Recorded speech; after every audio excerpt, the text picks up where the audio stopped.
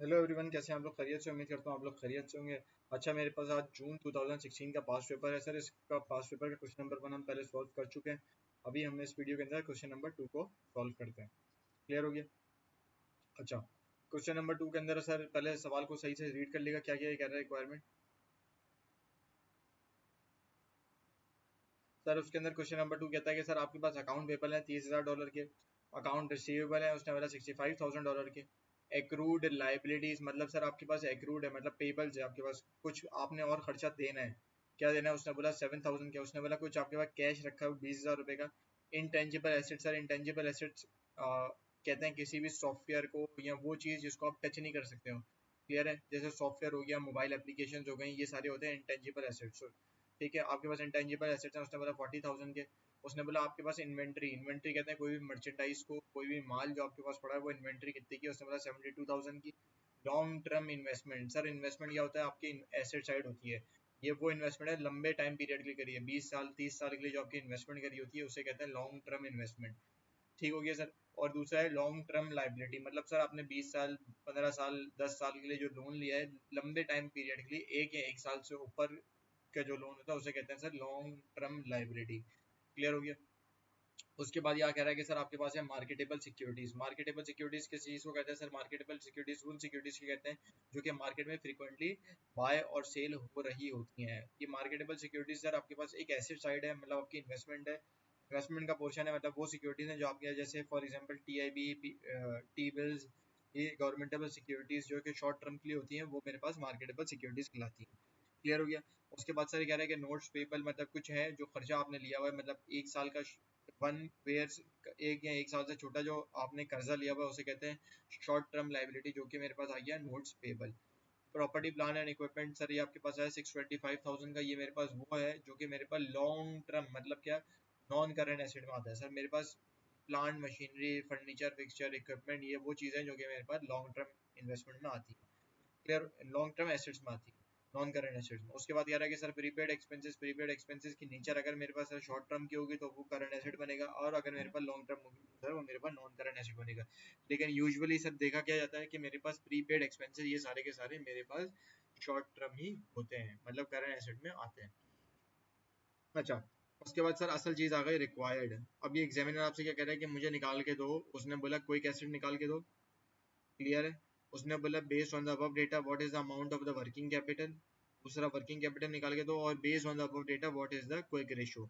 Sir ये मेरे पास ratios का सवाल है, मतलब मेरे पास एग्जाम में एक क्वेश्चन ऐसा आता है जो कि रेशियोज से रिलेटेड होता है।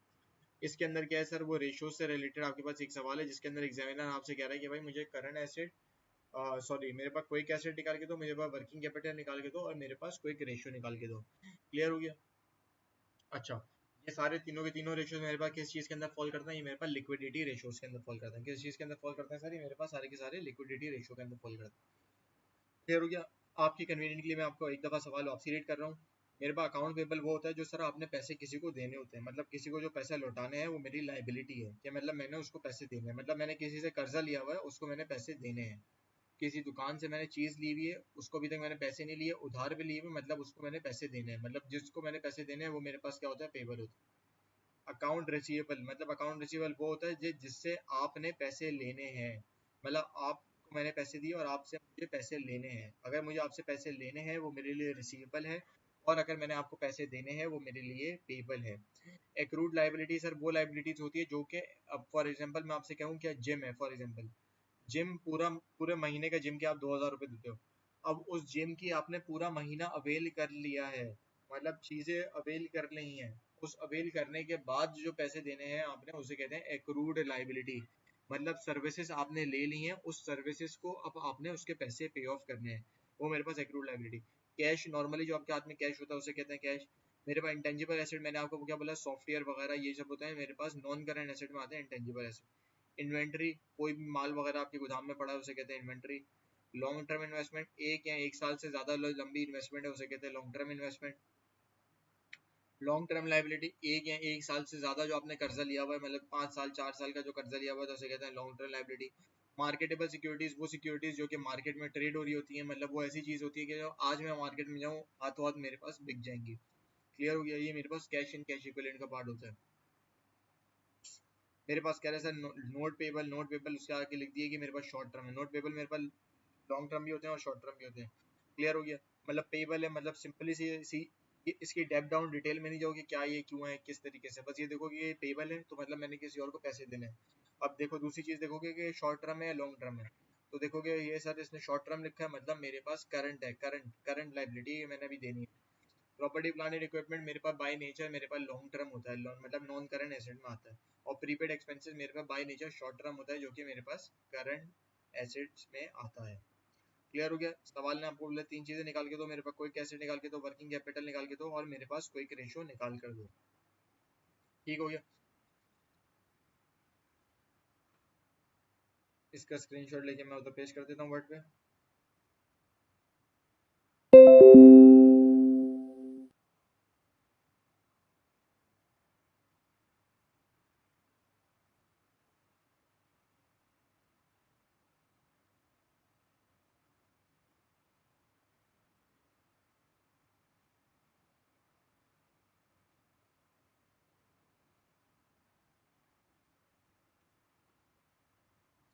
अच्छा सर तीन जो रिक्वायरमेंट थी मेरे पास, क्विक एसेट, मेरे पास वर्किंग कैपिटल और क्विक रेशियो, तीनों के तीनों मैंने फॉर्मूला यहाँ पे लिख दिए हैं। अब देखो भाई क्विक एसेट मेरे पास क्या होता है, वो एसेट जो कि हाथों हाथ मार्केट में तुम जाके बेच सकते हो, मतलब एक तरीके से तुम इसको करंट एसेट भी कह सकते हो। क्लियर हो गया।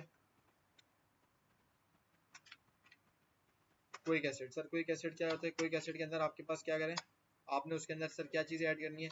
मेरे पास अकाउंट पेबल्स है, मतलब ये एसेट की पार्ट की साइड नहीं है। अकाउंट रिसीवेबल है, मतलब ये मेरे पास एसेट है, तो मैं यहाँ पे लिख दूंगा क्या चीज, अकाउंट रिसीवेबल।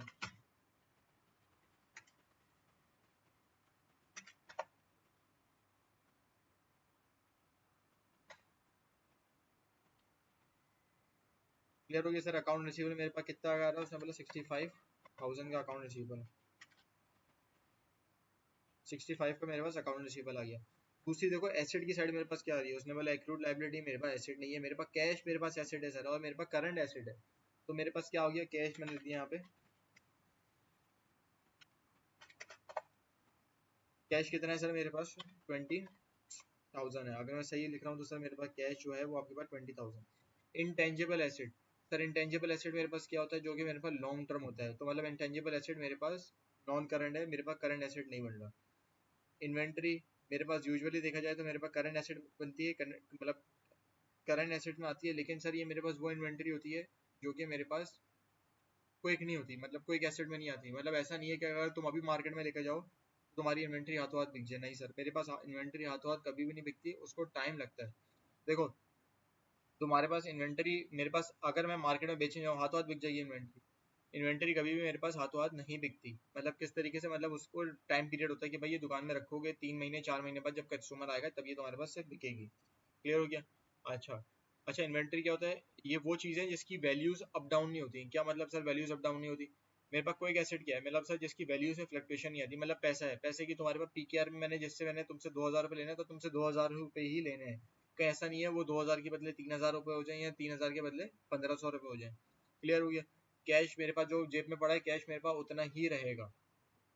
क्लियर हो गया।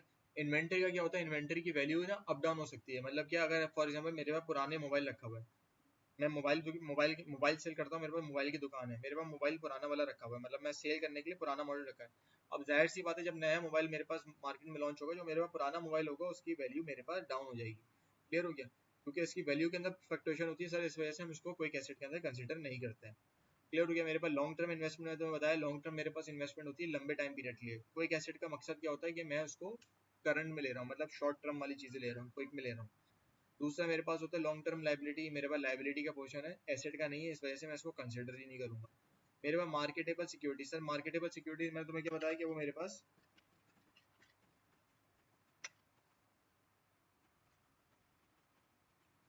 मार्केटेबल सर सिक्योरिटी मेरे पास करंट एसेट का पार्ट बन रहा है। कितना है सर, मेरे पास 36,000 मेरे पास मार्केटेबल सिक्योरिटीज आ गया। सर उसने बोला नोट पेपर्स आपके पास वो होते हैं, अल्लाह वाला करे, नोट पेपर आपके पास सर पेपर है, लाइबिलिटी है, मेरे पास एसेट का बोर्ड पार्ट नहीं है तो इस वजह से हटा दिया। मेरे पास property plant and equipment sir मेरे पास लॉन्ग टर्म होती है, इस वजह से हटा दिया। और मेरे पास प्रीपेड एक्सपेंसेस, सर प्रीपेड मतलब सर प्रीपेड एक्सपेंसेस मेरे पास क्या होता है, एसेट का पोर्शन होता है। प्रीपेड एक्सपेंसेस यूजुअली होता क्या है, देखो प्रीपेड ये एक्सपेंसेस ये होता है कि फॉर एक्रूड क्या था, देखो एक्रूड और प्रीपेड में फर्क समझना।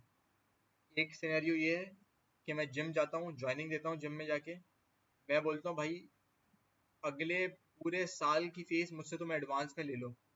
क्लियर हो गया, मतलब जो पूरे साल की जो फीस बनती है, मेरे पास 10,000 रुपये फीस बन रही है फॉर एग्जाम्पल, वो आप मुझसे एडवांस में ले लें।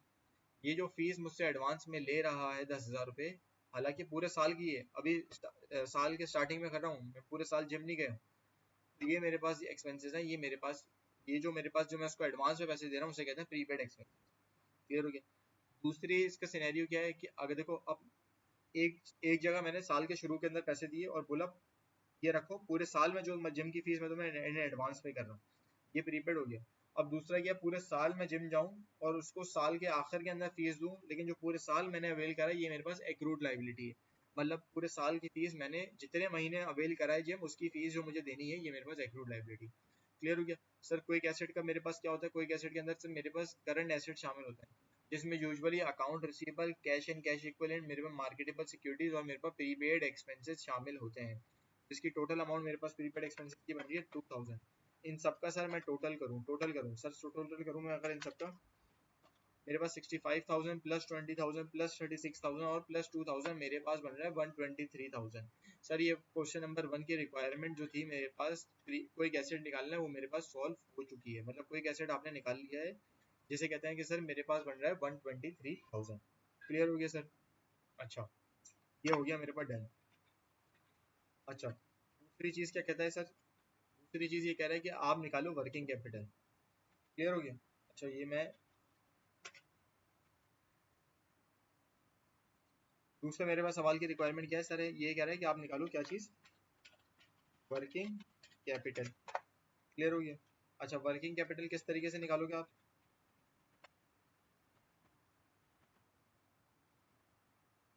वर्किंग कैपिटल निकालना है। वर्किंग कैपिटल का मेरे पास फॉर्मूला क्या है, उसने बोला current acid minus current liability.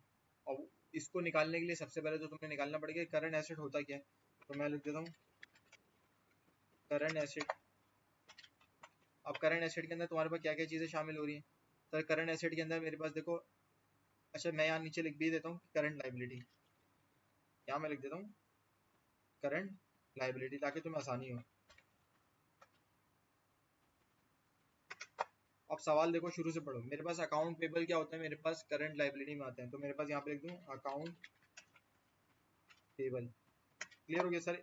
एक सीक्वेंस वाइज चलेंगे, जो जो चीजें मेरे पास एसेट में फॉल कर रही होंगी वो मैं एसेट की साइड पे लिखूंगा, जो लाइबिलिटी की साइड पे फॉल कर रही होंगी लाइबिलिटी की साइड पे। अब मेरे पास लिखा है अकाउंट पेबल कितने का, 30,000 रुपए का। अब अकाउंट पेबल मैंने किसी को पैसे देने हैं, जब मैंने किसी को पैसे देने हैं तो मेरे पास ये पोर्शन बनेगा लाइबिलिटी का। क्लियर हो गया। तो मैंने अकाउंट पेबल पे कितने लिख दूं, मैंने लिख दिया अकाउंट पेबल मेरे पास 30,000। अब फिर ये नीचे आ जाओ, ये क्या कह रहे हैं मेरे पास अकाउंट रिसीवेबल। अकाउंट रिसीवेबल मेरे पास क्या होता है सर, करंट एसेट होता है, मतलब किसी से मैंने पैसे लेने हैं, तो मैं यहाँ लिख देता हूँ अकाउंट रिसीवेबल मेरे पास किस साइड पे आएगा, account receivable. Account receivable sir मेरे पास किधर आ रहा है, मेरे पास सर एसेट की साइड पे आ रहा है अकाउंट रिसीवेबल, तो मैं लिख दूंगा अकाउंट रिसीवेबल कितने का आ रहा है 65,000 का, तो मैंने अकाउंट रिसीवेबल लिख दिया 65,000। क्लियर हो गया। एक्रूड लाइबिलिटी सर मेरे पास करंट लाइबिलिटी होती है, क्या होता है एक्रूड लाइबिलिटी क्या होता है,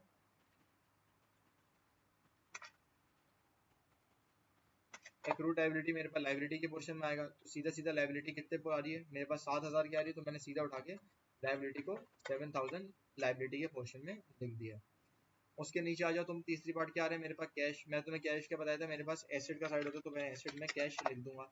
मेरे पास एसेट में कैश कितना आ गया 20,000 को मैंने लिख दिया 20,000 लिख दिया यहाँ पे। क्लियर हो गया। इनटेंजिबल एसेट मैं तुम्हें बताया सॉफ्टवेयर वगैरह, ये नॉन करंट एसेट होता है, मतलब ये छोटी सी अमाउंट नहीं होती, ये करोड़ों अरबों रुपए का सॉफ्टवेयर होते हैं और लंबे टाइम पीरियड के होते हैं। फॉर एग्जांपल आज अगर मैं सॉफ्टवेयर अपने अगर आज मैं सॉफ्टवेयर खरीद रहा हूँ, तो वो सॉफ्टवेयर में 1 साल के लिए नहीं खरीदूंगा, मैं सॉफ्टवेयर खरीदूंगा 5 साल 6 साल 7 साल के लिए एक सॉफ्टवेयर खरीदूंगा। क्लियर हो गया। तो मेरे पास ये नॉन करंट एसेट का पोर्शन क्लियर हो गया। लेकिन अभी मैं क्या लिख रहा हूँ, करंट लिख रहा हूँ, जो मेरे पास हाथों हाथ हो जाए, जो मेरे पास चीजें हाथों हाथ होती है उनसे को कहता है करंट। लॉन्ग टर्म इन्वेस्टमेंट उसी तरीके से आ गई सर, लॉन्ग टर्म लंबे टाइम पीरियड के लिए मैं एसेट करंट एसेट का पोर्शन नहीं बनाऊंगा। फिर आगे लॉन्ग टर्म लाइबिलिटी, मतलब सर लंबे टाइम पीरियड की लाइबिलिटी है तो मैं उसको करंट लाइबिलिटी का पोर्शन नहीं बनाऊंगा। अब मेरे पास आ गया सर मार्केटेबल सिक्योरिटीज, जो मेरे पास करंट पोर्शन आता है। मार्केटेबल सर सिक्योरिटीज कितना है, उसने बोला सर मेरे पास मार्केटेबल सिक्योरिटीज है कितना, उसने बोला 36,000 मेरे पास मार्केटेबल सिक्योरिटीज है, जो मैंने मार्केटेबल सिक्योरिटीज में करंट एसेट में लिख दिया है।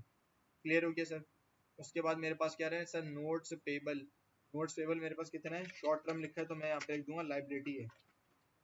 सर मैं तुम्हें सिंपल ने बताया, अगर पेबल या लाइबिलिटी आ रहा हो तो तुम लाइबिलिटी के पोर्शन में लिख देना। सिंपल सा इजी सा लिखा हुआ आ रहा है कि भाई नोट्स पेबल है, और वो नोट्स पेबल बता भी रहा है कि शॉर्ट टर्म है, तो सीधा सीधा उठा के करंट लाइबिलिटी में लिखो ना उसको। नोट्स पेबल मेरे पास कितना है 20,000, तो मैंने लिख दिया कितना 20,000 नोट्स पेबल में लिख दिया। अब देखो प्रॉपर्टी प्लांट एंड इक्विपमेंट मेरे पास क्या है, प्रॉपर्टी प्लांट एंड इक्विपमेंट मेरे पास आता है कि नॉन करंट, मतलब लंबे टाइम पीरियड के लिए आता है, इस वजह से मैं उसको कंसिडर नहीं करूंगा current asset. Prepaid expenses, sir prepaid expenses मेरे पास क्या होता है, मेरे पास प्रीपेड एक्सपेंसेस पोर्शन है करंट का, यहाँ लिख दिया मैंने प्रीपेड एक्सपेंसेस। प्रीपेड एक्सपेंसेस मैंने करंट पोर्शन में लिख दिया। कितना है सर मेरे पास प्रीपेड एक्सपेंसेस, ये मेरे पास 2,000 है। अब मेरे पास करंट एसेट मैंने ऑल टुगेदर इन सब का सम करा, मतलब क्या किस चीज का सम करा सर, मैंने 65,000 प्लस 20,000 प्लस 36,000 और प्लस 2,000 इन सब का मैंने सम करा, तो मेरे पास कितना आ गया 123,000 आ गया। उसी तरीके से सर मैं इसका भी सम किया, मतलब किस तरीके का, मैंने 30,000 प्लस 7,000 प्लस 20,000 इन सब का मैंने सम किया, तो मेरे पास कितना आ गया सर, इन सब का सम किया तो मेरे पास आ गया, मेरे पास कितना आ गया सर 57,000 आ गया। अब मेरे पास सर वर्किंग कैपिटल का फॉर्मूला क्या है, सर वर्किंग कैपिटल का फॉर्मूला जो है वो मेरे पास है क्या चीज़, current asset minus current liability. मैं इधर कर देता हूँ सर, मेरे पास क्या है वर्किंग कैपिटल का फॉर्मूला, वर्किंग कैपिटल का फॉर्मूला जो है मेरे पास current asset minus current liability. Clear है।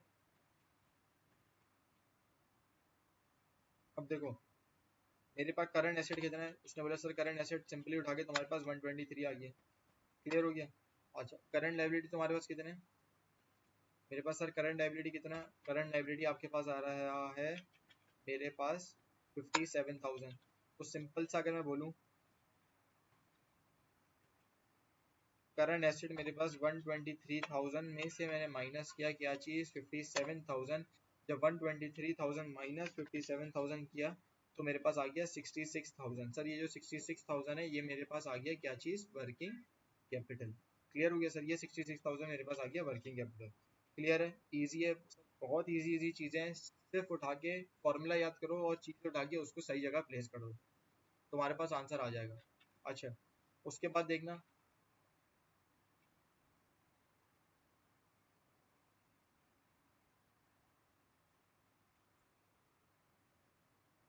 अच्छा उसके बाद मेरे पास क्या है सर, मेरे पास तीसरी चीज़ जो उसने निकलवाई है वो मेरे पास है क्विक रेशो।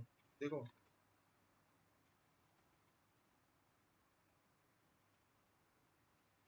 अच्छा सर एक चीज़ मैं इसके अंदर ऐड करना भूल गया हूँ, मेरे पास करंट एसेट के अंदर इन्वेंट्री भी शामिल होती है। ये देखो पता नहीं किस तरीके से हम सीक्वेंस में जल्दी जल्दी निकल गया, लेकिन करंट एसेट के अंदर मेरे पास इन्वेंट्री भी शामिल होती है। तो इन्वेंट्री मेरे पास किस तरीके से आ रही है, मेरे पास है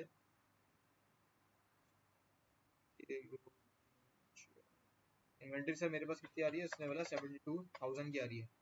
तो मेरे पास जब मैंने इन्वेंट्री मेरे पास 195,000 की हो गई और मेरे पास करंट लायबिलिटी मेरे पास 57,000 का हो गया, तो मैंने सिंपली क्या किया, मेरे पास 195,000 माइनस 57,000, तो मेरे पास वर्किंग कैपिटल आ गया क्या चीज़ 138,000। अब देखना एक चीज़ और देखना, मेरे पास क्विक रेशो बता रहा हूँ मैं तुम्हें क्या होता है। मेरे पास सर क्विक रेशो होता है, ये लिक्विडिटी रेशोज कहलाते हैं। एक होता है क्विक रेशो, एक होता है करंट रेशो। करंट रेशो अगर एग्जामिनर तुमसे पूछ रहे हैं तो हमें सिंपली क्या करना है, current asset divided by current liability. मैं तुम्हें करंट रेशो बता देता हूँ, ये सर सवाल में पूछा नहीं है लेकिन मैं तुमसे बता रहा हूँ क्योंकि ये पूछ सकता है। करंट रेशो क्या कहते हैं, current asset divided by current liability.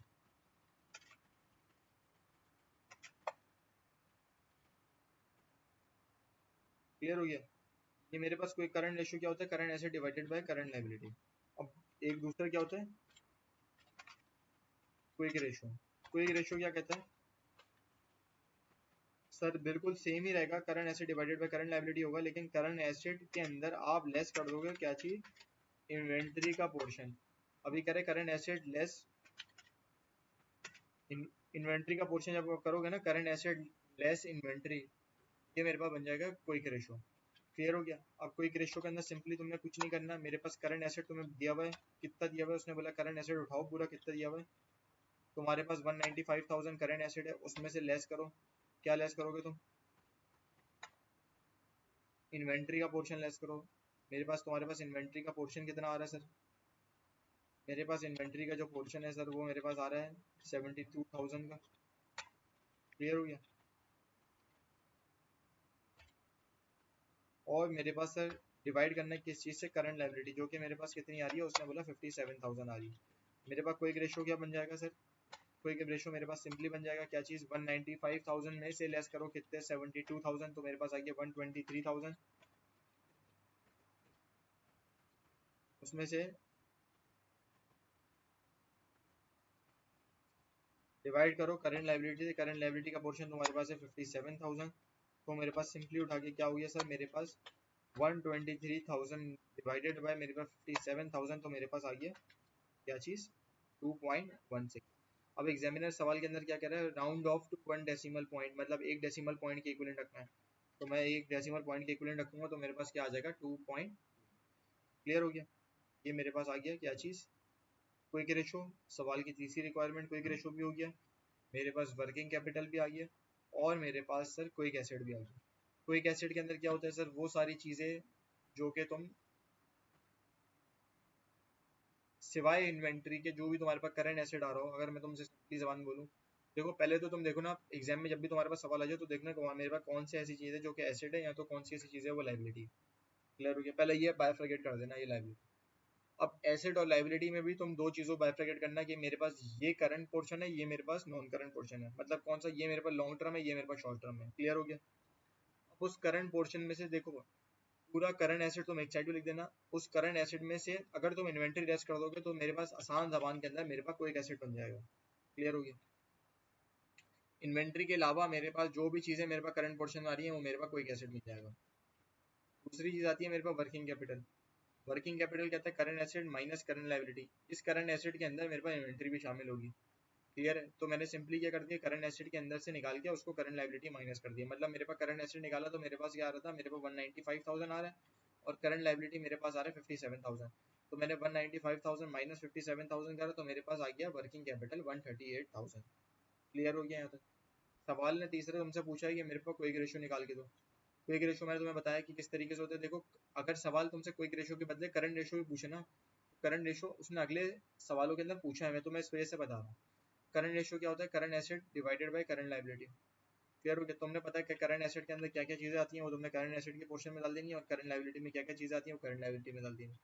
Current asset को डिवाइड कर देना करंट लायबिलिटी से, तुम्हारे पास करंट रेशियो आ जाएगा। क्लियर हो गया। क्विक रेशियो क्या होता है, करंट एसेट में से तुम इन्वेंटरी लेस करोगे, मेरे पास करंट एसेट कितने आ रहे थे, उसने बोला 195,000 के आ रहे थे, उसमें से तुम लेस कर दोगे मेरे पास इन्वेंटरी, तुमने लेस कर दी इन्वेंटरी कितने की, उसने बोला 72,000 की, तुमने इधर इन्वेंटरी लेस कर दी। Current asset minus inventory divided by current liability, तुम्हारे पास one current asset minus inventory कितना हो गया, मेरे पास 123 आ गया।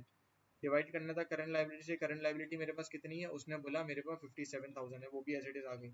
तो 123 डिवाइडेड बाय मेरे पास 57,000 किया, तो मेरे पास आ गया वो 2.2। इसको 1 डेसिमल पॉइंट पे रखना था, तो मेरे पास 2.2 के जरिए 1 डेसिमल पॉइंट पे आ गई। क्लियर हो गया सर। इसका फॉर्मूला कॉपी कर लो, कुछ भी नहीं करना, चीज़ें उठानी है सीधा फॉर्मूला में डालनी है, तुम्हारे पास पूरा सवाल 2 मिनट के अंदर सॉल्व हो जाएगा। क्लियर हो गया। क्विक रेशियो का, करंट रेशियो, क्विक रेशियो का फॉर्मूला कॉपी कर लो, मेरे पास वर्किंग कैपिटल के फॉर्मूला कॉपी कर लो, ये सवाल भी कॉपी कर लो तुम। क्लियर हो गया। क्विक एसेट किस तरीके से निकालते हैं, इसके बाद कोई भी फर्दर क्यूरी तो तुम मुझसे पूछ लेना। क्लियर हो गया सर। होपफुली सवाल समझ आ गया होगा। इसके अलावा अगले सवाल के अंदर भी हम लोग अगली वीडियो के अंदर भी रेशियोज का सवाल सॉल्व करेंगे। Okay, thank you.